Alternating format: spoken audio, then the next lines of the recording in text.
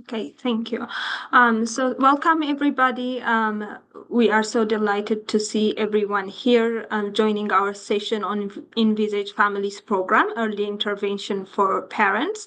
There is a QR code here that you can scan if you would like to know more about the ENVISAGE program. Just to give you a bit of introduction about today's session, the IACD is running 24-hour global listening and sharing session on the theme families, who cares for them, and this hour is dedicated to the ENVISAGE Families program.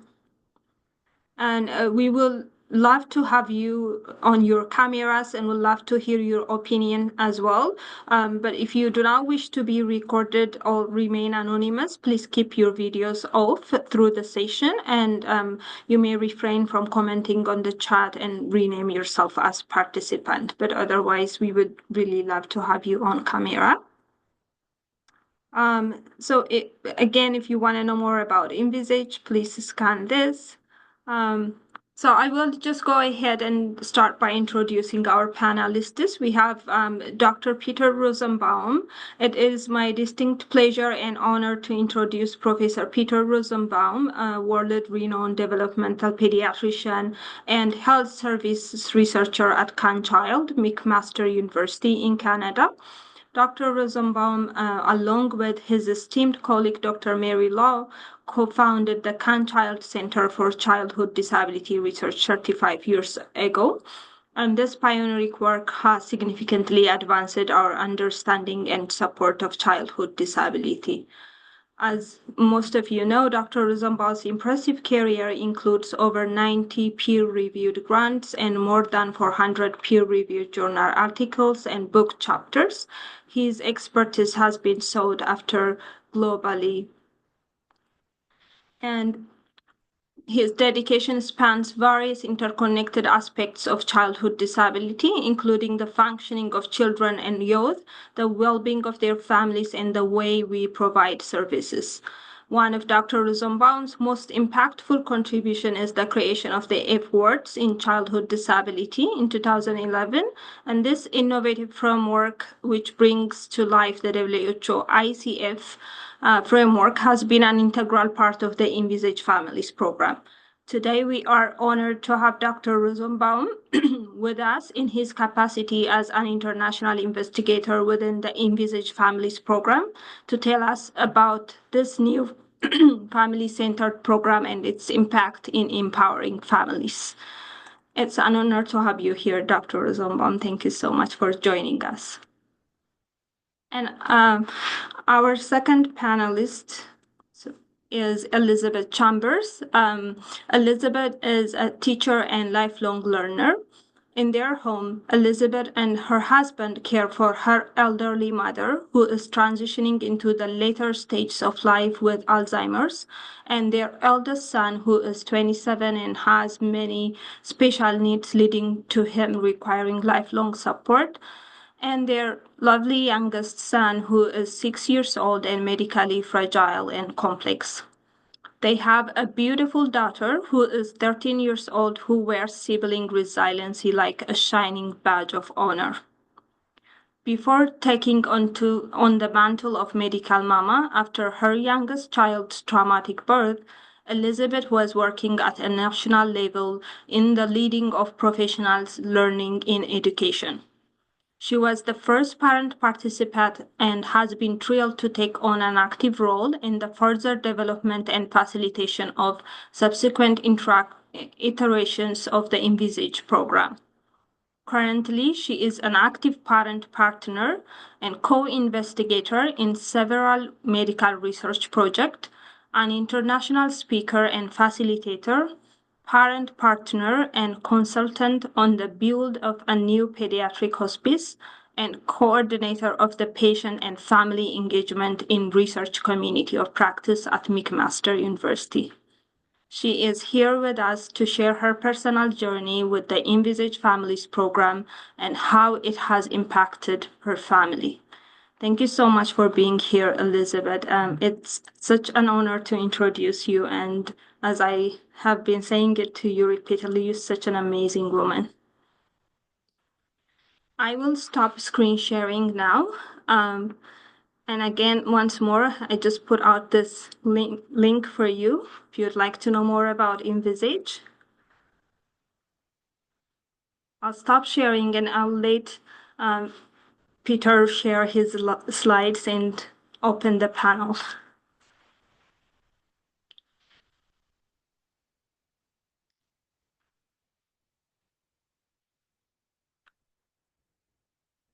You're on mute, Peter.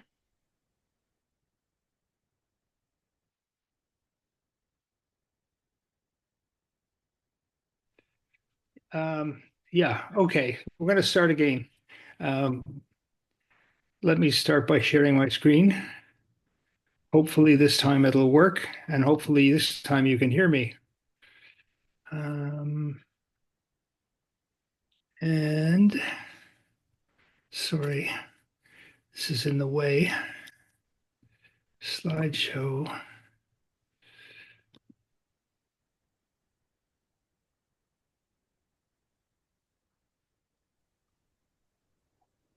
Okay, are we working now? Can you hear me? Yes, we can hear you, Peter. It's not in slideshow though. It's Yeah. not in slideshow. Far left, play from start. Far left under home. Far left under home. Yeah. See the play from start button right above that slide right there. Yep. Yeah, but I can't. I'm not seeing that. This is I will ridiculous. Sorry. I'll Why don't share I it, share for Peter. you and you can tell me when we go along?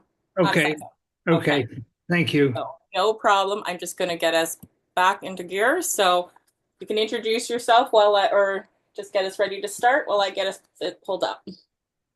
I have it pulled up, Elizabeth, if you'd like me to share. I think I'm all good, but thank you so much, Salamanesh. Perfect.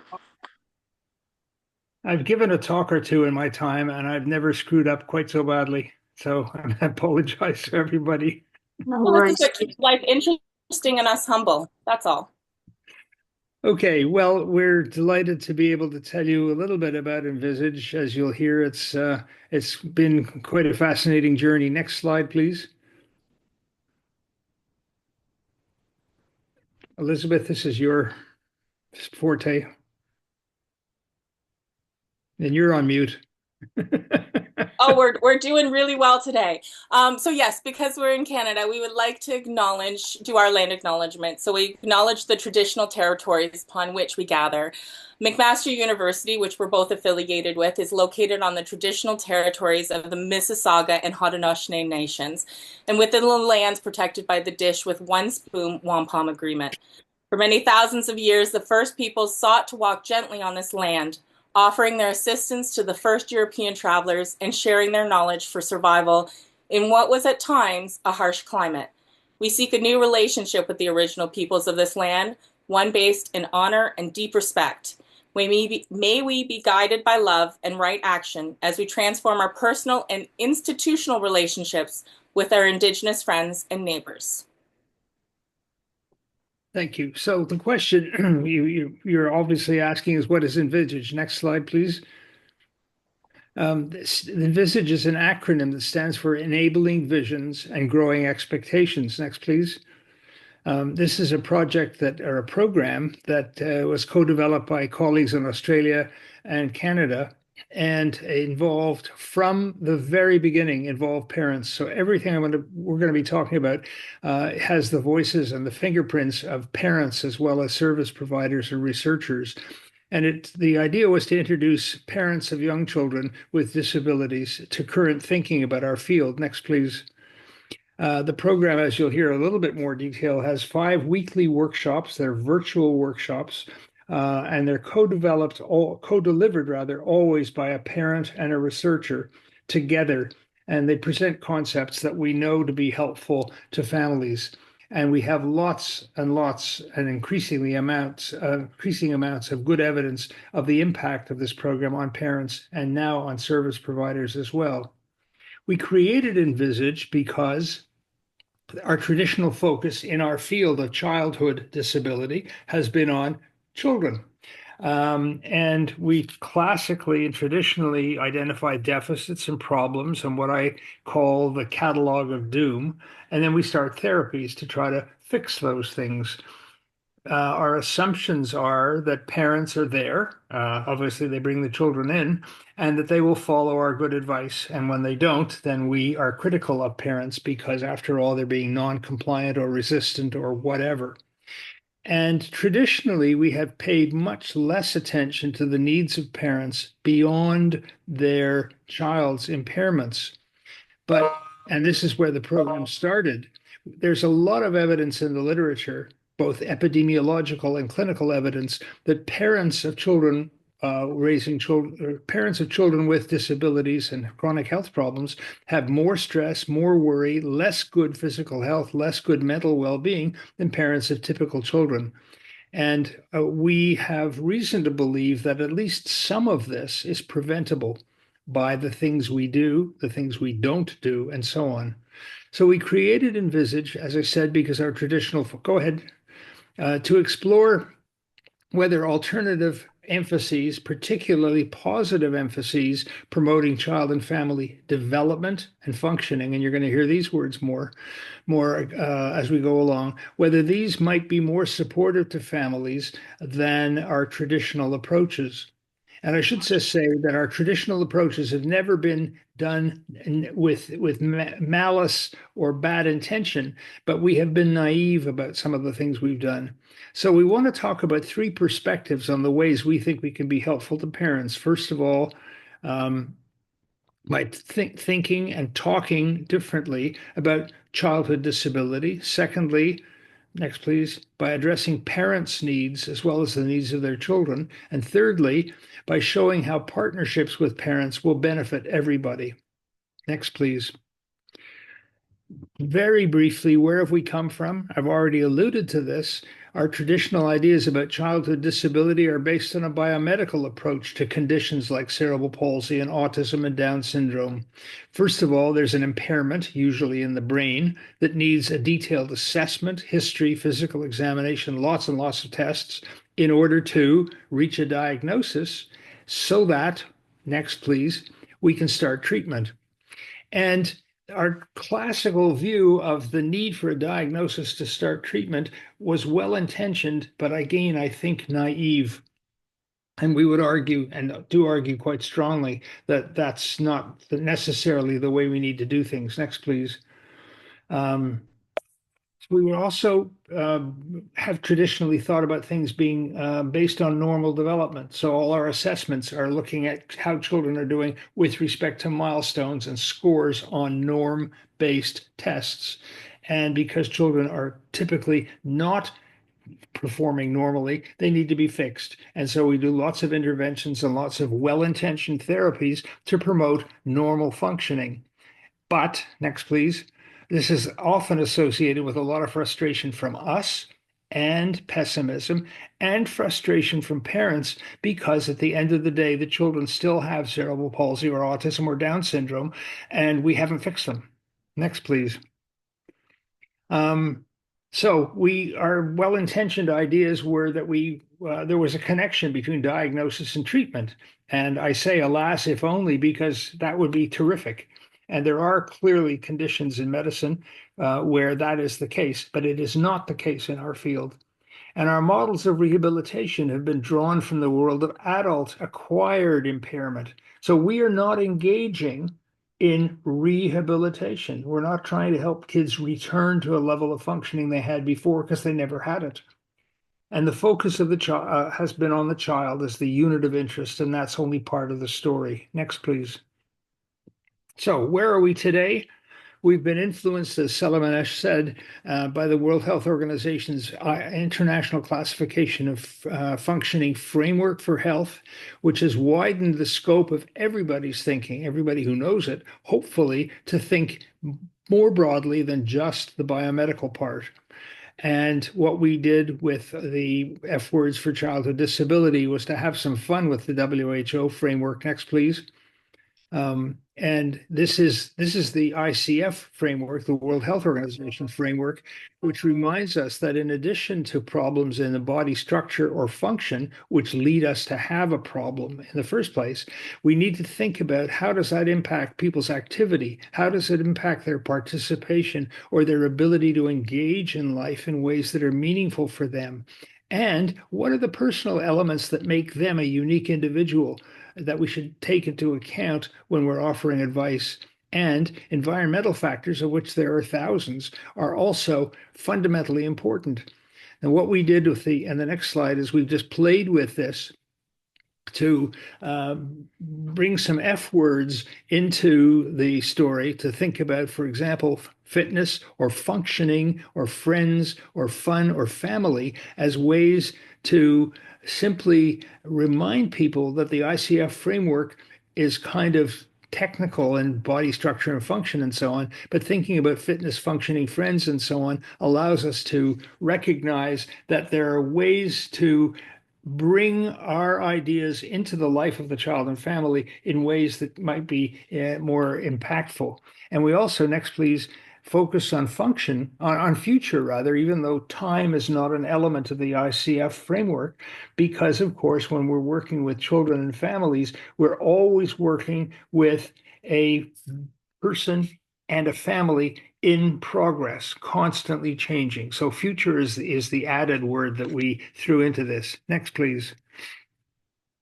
So the modern content of our services is an emphasis on what is rather than what is not. The ICF and the F words concepts are popular around the world, and they emphasize strengths. We talk about functioning, however it's done. How many of us are wearing glasses? How many people have a hearing aid? How many people are listening to this talk with sitting in a wheelchair? Doesn't matter if you're here and you're participating.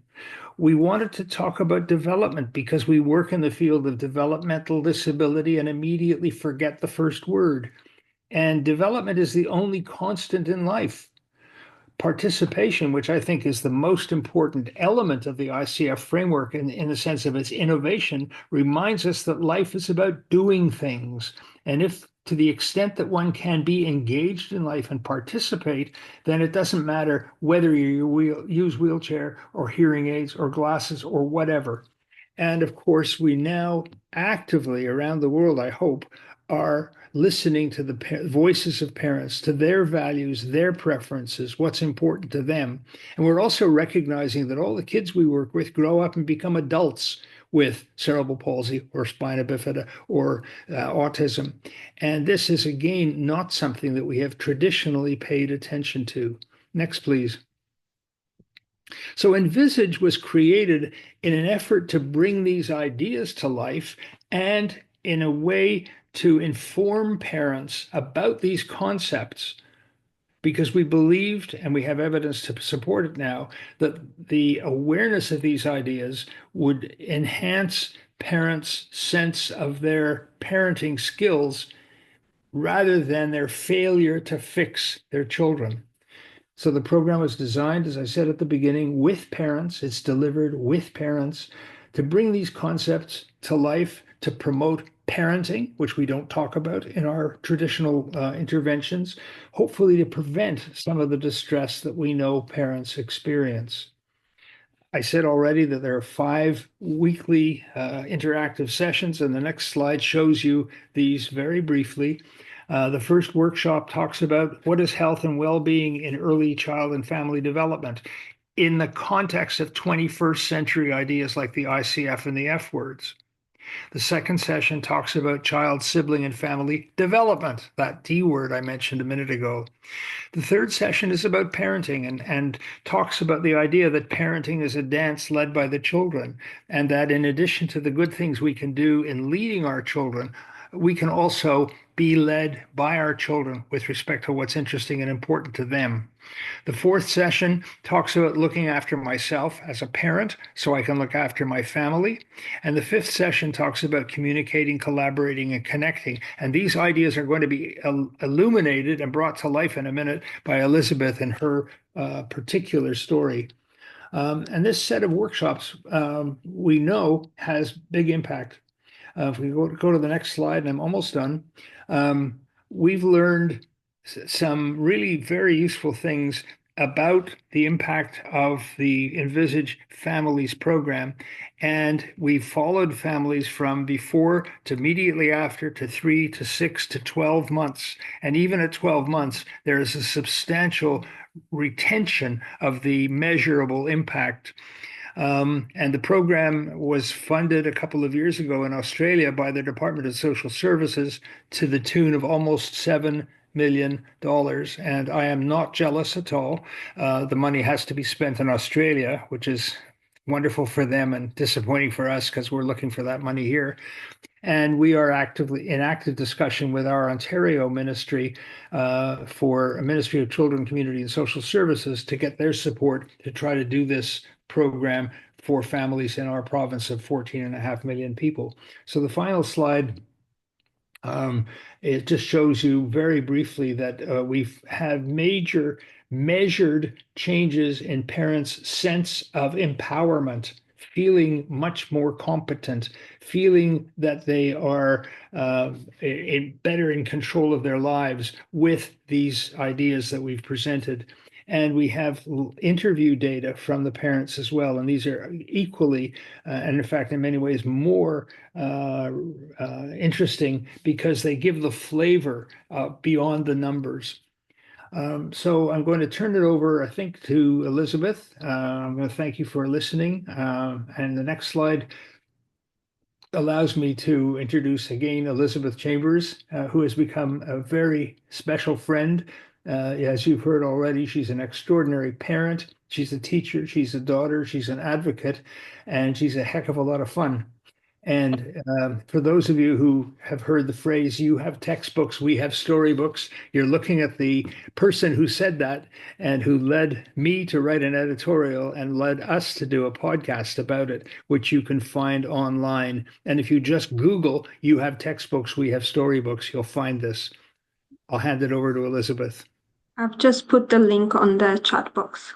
Yes, thank you, Salamash. I just saw that. That's fantastic. So no pressure by the way that everyone talks about me. Oh my goodness. Okay, so I do have the joy of being here to tell you a little bit more of the personal side of it. But as Peter's talked about already, I am literally one of many, many, many, like we're talking thousands of parents now that have been influenced and impacted by the ENVISAGE program. So as mentioned, my favorite line of all for a long time has been, you have textbooks, but we have storybooks. And I think it's very important that we learn both sides of the coin in order to have individual care and make an impact on each individual child and family that comes along the way. So here I'm going to give you a glance into our storybook.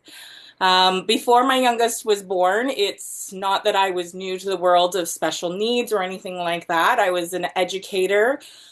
Trained in all levels of education, but primarily English as a second language in high school. My eldest is a child, a cancer survivor from a brain tumor. So he is always will be his internal child, even though he is taller than most people and stronger. And our beautiful daughter, who just is a ray of sunshine wherever we go. Little tongue-in-cheek, our chapter 2018. It's because everything began for us in 2018 when we had our youngest son. You'll see me there 2 days before he was born, so I was a term plus 2 child delivery. But everything went drastically wrong in one of those unpredictable situations you think only happen in Downton Abbey or Call the Midwives or any of those shows. But we had an unpredictable uterine rupture, which and basically left both my son and I having to fight to come back to life. So we were thrown into a world where we were not new parents. We were not new to the world of special needs, but we suddenly had everything we'd known taken out from underneath our feet. We were provided with a whole lot of labels. This is just in the beginning. I can tell you right now, there's a lot more that goes into that little screen. But there was a lot of, Dr. Googling and trying to figure out what we're doing. And I'm in a situation where you can see I literally had taken a break from getting my, I think it was the 17th transfusion of blood there, and he was still in the hypothermic treatment. I wasn't allowed to touch my son. I wasn't allowed to hold my son. I wasn't allowed to change his diaper. I wasn't allowed to do any of that for the first few weeks for medical reasons, which I understand. But that can take out all of those nurturing instincts and can take away all of those feelings of any sort of empowerment that any family can have. And then being thrown into a world that has all of these terminologies and these diagnoses and these dire predictions can leave you wondering which end is up and what in the world you're going to do about anything. I literally felt like I'd lost my voice. So I'm going to talk to you a little bit about how the journey went for us, and I'm going to relate it to the weeks of, or the workshops of our program. And this is one potential outcome, but it has been so impactful of my life that I'm sure you can see that I never leave ENVISAGE. It is something my heart is so wholeheartedly into it because I've seen the dramatic effect it's had in my world. In the beginning, I was given a whole stack of papers. I was given a whole care plan, a whole bunch of medical jargon. The very first nurse that we had when we went home was a retired nurse from the States who was terrified to work with my child. She would only sign up to work with us for one night a week because he was so terrifying on paper. And I realized that really didn't show who he was. The F words profile is something that has changed our whole world. It's actually something that I use for my youngest son. It's something I use for my oldest son in his day programs. It's something I use for my mother in her seniors day program. It's something that I have worked with my teenage daughter, which anybody that has a teenager, finding a way that you can learn about them is a remarkable thing. And it's something that goes with us everywhere for my youngest. So it is on the side of his bed at the hospital. It is at every therapy appointment. It is with every new doctor, every new nurse. Because to me, the child that you can see in these images is that child that is full of potential and the child that is living his best life. It's not an easy one, but it's his. And I think that's really important. That's one of the biggest differences that the F words and that whole mannerism of speaking, but also the tools that are provided there has made such an impact in our lives. The second workshop for ENVISAGE is looking at child, sibling, and family development. So this is actually at his emergency baptism that was thrown together because the prediction was he wasn't going to live the rest of that weekend. And you can see a family that's trying to be optimistic and trying to put everything together and trying to find a way, and also a little girl that has now had to live apart from her family, for her parents, for the first time in her life. A large child, youthful man there, who couldn't understand the concept that this baby was in the hospital he used to be, but that he might not come home for that hospital like he did. So we had to find a way to balance everything. ENVISAGE, really, the discussions that came from it, the lessons that were learned, and the conversations and relationships that came from it made us realize that it's not about having a perfect relationship with every single person in that family. It's about finding the relationship that is best for each of the individuals in the family and finding a way to balance things so that, you know what, if it's going to a school activity there where we all show up together, that to us is a means of success. Same as going to a football game, which we just did for the first time. And it was just one of those things that was able to show that we are finding a way to create balance in our world. The third workshop is parenting as a dance led by the children. And this is one of those concepts that this metaphor has opened and expanded my mind so often, because it is about focusing on this young man who is one of the toughest reads in the world. If anybody has a manual on how the subtleties of a child's expression when they're nonverbal, I would love it. But you'll see there on the right that this is a cheeky monkey who has discovered how to pull out his feeding tube, and it is actually hidden under the red little doggy bear that is there. And this is my spastic quadriplegic who is not supposed to be able to use any of his limbs at all. So you can see that he is finding his way to communicate and tell us things like no, or yeah, I'm going to school, just try and stop me, because he is the strongest kid that I can find. And it's about us trying to learn that, you know what, he doesn't dance with his legs, he dances with his arms. He dances with his heart. He dances with his soul. And that can be a really tough concept in the beginning when everybody's telling you, here's what he can't do. So it was about turning that perspective over and realizing it's not about what he can't, it's about what he can do and celebrating that for what it is. The fourth workshop is attending to well-being. And Peter and I and many of the other staff at Can Child and the friends I've accumulated will know that this is not something I am very good at. This is a work in progress. ENVISAGE is not about having all the answers. It's not about providing, here's your to-do list of everything you need to do. It's about realizing that the days are often going to be filled with ambulance rides, about spending, I think we're at, what are we at, like 3 months, 4 months worth of days in the hospital in this past year, in hospital. It's about finding that time that you can just bundle up, go to the beach, and look at the sunset. It's about learning that, you know what, by presenting and sharing, that's how I take care of myself, because I feel like I'm a human individual who can have some difference in this world and can make an impact. Workshop 5, communication, collaboration, and connection. And for parents that have lost their voice, who have lost their way, who have lost the means of communicating, this can be really powerful. As mentioned, it got me some YouTube cred with my young daughter when she was growing up, that we were on YouTube there, Peter and I, a bunch of years back when we were talking about the editorial, because I had come up with this concept. It was actually way back in 2019 when I was the first, in the first group of ENVISAGE. And I said, I keep trying to tell everybody, like, don't come in here and tell me statistics and data and facts and how you think it's going to go. Come in and learn about my boy and then talk about the possibilities. Learn about us, learn about our situation, because then we can work together and we can get along. So it was finding that voice again, finding that language, and being able to share with other families, other professionals, and even getting to travel around the world to do so, which has been one of my favorite facts that come out of this.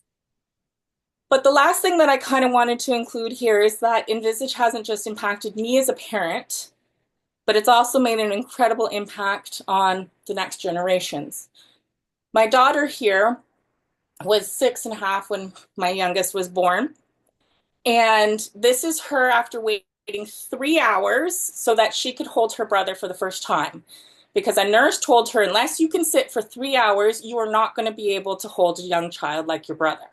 So she waited for 3 hours and then held him for 2 hours to prove that nurse that she had what it took to be that little boy's big sister. She's grown into a young woman who has been able to come with us on this journey, and she has been able to learn that being a young caregiver doesn't mean that you have to take on the burden and the difficulty of being a caregiver. It means that you can be there to work as a team and collaborate together and still get to be a kid when you want to be a kid, or a teenager who wants to be in her room and avoid getting COVID like the rest of us. And this is one of my favorite moments in the past year and a half, was when she actually went to her first medical conference and heard a whole group with siblings and other youth that were speaking, and turned to me and said, Mom, you mean I have a voice too? And suddenly it was like those light bulbs just went off. And I went, like, this is where we're going. This is that possibility. Peter talked about in the F words that we include future. And we know that with my youngest, that he's technically considered palliative, that we don't know what the future is. But we know that by focusing on doing the best we can today, that future is just a little bit brighter. So when I heard the theme for this program, and it's how we help families and how we help parents, I think about when I went to elementary school, and our school motto was help me to help myself. It wasn't about providing me with the answers. It wasn't about providing a handbook or a guidebook, but it was about guiding me and helping me understand how I can move forward in the best way that I can. So that's just one example of many families that have been impacted by ENVISAGE. And it's back over to you, Salamanesh. Thank you so much, Elizabeth. That was such a powerful story, and well, I'm short of words what to say about that. When you, it just I feel so inspired every time I hear your story, and I hear about what you are doing as a family and how you are supporting each other and being an example to um, a lot of families out there.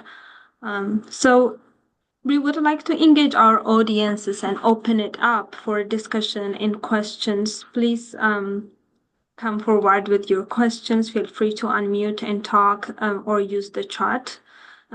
Peter has put in some resources on the chat there so that you can access them. Well, meanwhile, I just wanted to hear from you, Elizabeth. How did you transition from being a participant to a leader in the ENVISAGE program, and what motivated you to take on this role? Oh, it was actually, I think, a very natural progression for me because I fell in love with the program, but I also fell in love with the mentality and the environment that Can Child represents. Right from the very beginning, when I, had said this phrase and I was saying, I'm trying to tell everybody. And, here's Dr. Rosenbaum, who comes across as the most humble, has, told people when he's come to visit, oh, I'm just the pediatrician. I'm sorry, sir, you are so much more than that. But he made it feel like, no, that's an impactful statement. Wait a minute, no, that actually has a lot of, like, here I am trying to find my way to say this, and I realized, because I'm a people collector, I collect people wherever I go, that there were so many other family members and other parents who were struggling because they had so many different issues that were happening, or so many different traumas, or so many different things. So I just realized that this was something that I could really grab onto and love. I fell in love with the idea of research, and I fell in love with the fact that because of all this craziness that I've gone through, have something to bring to the table, and I'm not the only one. That I literally, I'm only one of so many parents, and I'm very privileged that I can speak up and that I am educated and I'm able to jump in here, but that's not a prerequisite for this. I have become a champion from ENVISAGE because I can see the impact it's making. And it's the way I'm treated at Can Child, that I'm treated as an equal. And that shouldn't be a novel thing. I think that should happen everywhere. But I have to say, I'm very lucky from where I am. That is wonderful. Elizabeth, thank you so much for sharing, and you have beautifully articulated that, and you have shown the proof with all your beautiful pictures there. Yeah, Jenny has raised her hand. Please proceed, Jenny. I just wanted to ask Elizabeth and Peter, really, what age of, where along the journey do you think it's best to have the program? What point do you need to be ready to take it on? That's a great question. Yeah. Do you want me to start, Peter, or do you want to go? You go ahead. Well, it's actually the joy of it being a research project is it depends on which level you're talking about now. So ENVISAGE has actually grown from being ENVISAGE for families, and there was such a demand by all of us parents that it's great to teach us these concepts and it's great to give us this language, but it doesn't really get very far unless you do the flip side of it. So now we have a program for service providers, and in Australia they have one for First Peoples, and now there is an incredible project as well looking at an integrated program looking at both service providers and service partners and parents working together. And so it actually depends on which part of the program you're talking about. ENVISAGE for families, I think it can be at any point in the journey and even before diagnosis. As soon as it's not about this, having HIE or having cerebral palsy or spina bifida or any of the diagnosis we get, that literally isn't part of it at all. It's actually about, there's a concern about your child and about their development, and there's this medical world you've landed in. How do you stand up there? So, yeah, over to you. Let me add that the ENVISAGE for service providers was imposed upon us, and I say that in the nicest possible way, by about 90 parents who participated either in the program that we've described or in earlier stages of its development. And virtually every parent said, this is great, but you need to do it for service providers. And so we are now finishing collecting the data almost 1 year after the completion of ENVISAGE for service providers. And Elizabeth and I developed or delivered the program in Canada to 7 groups of parents, and Australia delivered another 6 groups of parents. Our impression from the early data is that this is very impactful on service providers as well. And one of the important things to say, in case anybody's rolling their eyes behind the screen, is that in some ways these ideas are self-evident. But what somebody said is, in fact, more than one person said, we kind of know these ideas, but they've never been put together and integrated in this way and operationalized in this way. So the ENVISAGE for service providers presents the same concepts that you've heard, but presents them more briefly with then the next step is, how do you use these? How might you use these with families? Elizabeth left out one piece, which is Monica Novak, who is a former PhD student with us, got so caught up in ENVISAGE that she translated the whole program and delivered it in her home country of Croatia, with findings that are every bit as powerful in Croatian language as ours, and she's since been invited to continue to deliver it in Croatia. I'll say one more thing. We started by focusing on parents of children who had children under the age of 6, simply because we wanted to have a discrete focus. But many parents have said, and I'm sure this is true, this would be useful for me as a parent of a 15-year-old. So there's nothing special about the age group that we focus on, except that that's where we started. Yeah. And actually, to that point, my eldest was in his early 20s when we went into this. So when I went to this program, I'm like, okay, I've been doing this for a while. What am I going to? And honestly, it was the discussions, it was the talking, it was the reframing of the thinking that changed everything. Thank you. And as the service provider, is it the same model, the same over 5 weeks, 5 sessions? Yeah. Yeah. Thank you. The content's been adapted for service partners, but yes. See, Lillian has a question. She's polite enough to put her hand up. Thank you, Lillian. Lillian, please go ahead. Yeah, thank you so much, Peter and Elizabeth. This was a very nice presentation, and I'm really impressed. I missed the East Africa session because I was in another class, but I was just wondering if there are thoughts or plans to make this more global, and what are the barriers towards that? Because I think it's something that should be adapted or, adjusted depending on context, and probably be rolled out to a much bigger platform than it is right now. Totally agree. The barriers right now are nothing more than money.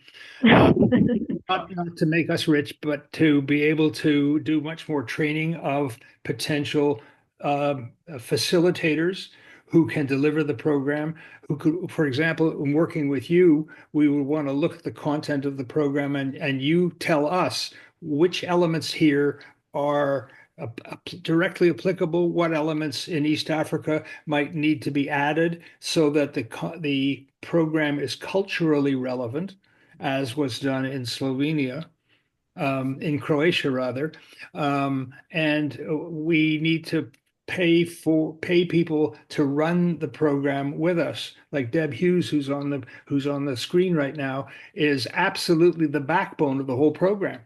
And we need people like Deb to be available to us. We're trying increasingly hard to get funding to allow us to do this, not to make money on it, but to sustain it. So it's a great question. Thank you so much. And I think Martin has a question. Go ahead, Martin. Thank you. Just thank you to Peter and Elizabeth.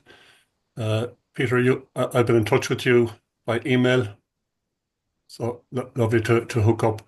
A question for Elizabeth. I'm just wondering, Elizabeth, in terms of the ENVISAGE program, looking back now at your experience of it and your family's experience of it, What's your sense of what would be missing for you and for your family had you not done the ENVISAGE program?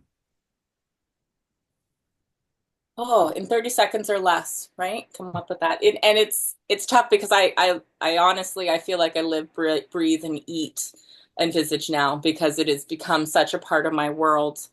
Um, I think that if it hadn't been there, I think that I would have been very lost. I think that it's not about personal mental health care, but it was that point that led me to realize I needed personal mental health care. It was the point that enabled me to realize that it's okay to ask for help. It's okay to try and find a language and a way to work with people. I think that we would be taking a lot longer than we have to get to the place where we are if I didn't have Envisage there. There's no perfection in our medical system, in our education system, in our anything. There's so many more issues. I think what I see is frustrating is these are concepts that can be helpful, but people are reinventing the wheel wherever they're going because they're not collaborating. Like Peter said, it's about getting money. We're not making money on this. What we're doing is just getting it. We want these ideas out. And I think that if I didn't have this in the beginning, I think I would still be trying to figure out where I fit in the world. Would I be trying to get balance being an educator? Would I be trying to, or would I just be sitting here doing nothing? I honestly don't know. I can't even really think about what my life would have been like if it hadn't come along, because it just was that spark and that discussions. And I think that's the part that I love so much about still being involved is the conversations that I see happening. This program never is static. It's not the same that it was back in 2019 when it began. It is always developing and elaborating as everyone's been involved in it. I think that's why I can't get my hands out of the pot, because it's me just still learning as we're doing this and seeing that collaboration happening. That's what keeps giving me hope, because I still see the flaws in our system. I still see it every single day of my life when I'm fighting for so many things for my children. This gives me hopes that maybe we can still make a difference and it can get better, which I think in these days we still really, really need. Thank you. I'll add one very quick comment. Envisage is really about concepts and the application of those concepts, thinking about the centrality of family, thinking about development, thinking about parenting, thinking about functioning. And that, in some ways, as I said, you can roll your eyes and say, oh, yeah, we know that. But if you know it, you're not doing it. That's my answer back to people who say, yeah, we know that. We're not doing it. And this is not rocket science. It does not need a lot of money. It does not need high-tech equipment. It also does not ignore the best of what we can do with medicine and therapies. It's not to say throw all that out and do this instead. It is to say think more broadly about these concepts. Thank you. Thank you so much, all. And as a participant of the ENVISAGE service provider, I can be a great witness to the program and how impactful it is. And with that, I would like to ask Peter and Elizabeth, like, how can people, and there has been similar questions on the chat as well, so how can people access these trainings currently for families as well as service providers? Well, the short answer is that we're working out how best we can cost this, but we have three experiences actively going on right now with children's treatment centers in Ontario who have approached us and said, we have money to support you to help us deliver this program in our center. And we're doing this in two ways. They brought the money. And that money supports the infrastructure, the people who are doing this, the training and so on. Again, it is not a profit-making activity. And then the project that Alice is doing, and Alice is on the screen, on my screen and presumably on yours. And Alice had the brilliant idea as a PhD student of doing the integrated service provider and family together program. And that is a project that now has grant funding and that Alice is leading with one of the children's treatment centers where we've done some feasibility work. And now we're about to start in the next couple of months offering this program to combined groups of parents and service providers. It doesn't have to be you as the parent with your service provider, but having those voices and those conversations together. And that's another way of exploring whether we can do this more efficiently and reach more people. But there is a huge amount of work to be done. And if you're at a treatment center or a program that if you can convince your administration to be interested in this, we're wide open to listening. Thank you so much, Peter. And there is an email contact Debbie has put out on the chat to reach out to the ENVISAGE program if you are interested and would like to learn more about this. Okay. There was a question there about the curriculum too. There is a curriculum that has been developed and there is different branches of it. And there has been, like Peter said, a train the trainer program, as well as us delivering the program too. So there's actually quite a bit of different variations depending on the needs that people are showing. I don't see other unanswered questions on the chat. So meanwhile, I'll just take the chance to ask my question. So Peter and Elizabeth, what are your future plans like for the program? How do you see it expanding or evolving in the next 5 years, say? Well, our fantasy is, and I'm not sure it's entirely fantastical, to convince our provincial ministry, with whom we have CanChild has a very good working relationship, and they have actually incorporated a lot of our ideas in the things that they're doing across the province.